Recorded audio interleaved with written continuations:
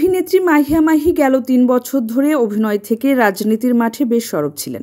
বাংলাদেশ আওয়ামী লীগের সক্রিয় কর্মী হিসেবে নিজেকে দাবি করেছেন জাতীয় সংসদ নির্বাচনও। প্রায় সময় রাজনৈতিক সভা সমাবেশ প্রচার করতে দেখা গেছে এই অভিনেত্রীকে।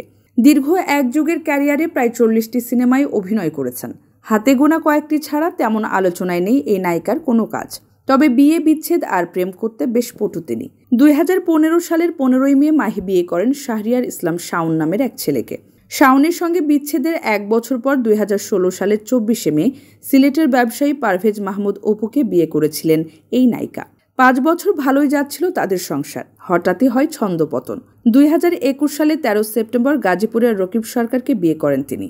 মিডিয়ায় চর্চিত আছে অপুর সঙ্গে বৈবাহিক সম্পর্ক থাকাকালীনই রকিব সরকারের সঙ্গে সম্পর্কে জড়ান মাহি। আর এর প্রধান কারণ ছিল রাজনীতিতে নিজের অবস্থান দৃঢ় করার। তার প্রমাণও মানুষ পেয়েছে হাতে নাতে। রকিব সরকারকে রাজনীতির মাঠে উৎসাহ দিতে বিয়ের পর থেকেই স্বামীর সঙ্গে সঙ্গে ছিলেন তিনি।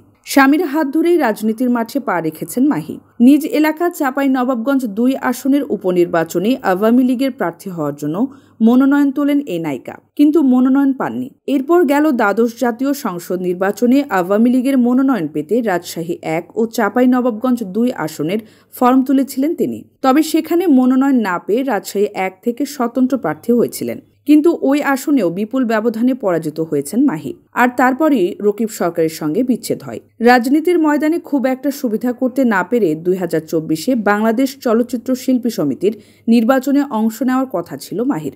পরবর্তীতে সেখানেও ঠাঁই হয়নি এই নায়িকার। অভিনয় ও রাজনীতি দুই কলি হারিয়ে দিক বিদিক ছুটতে থাকেন তিনি।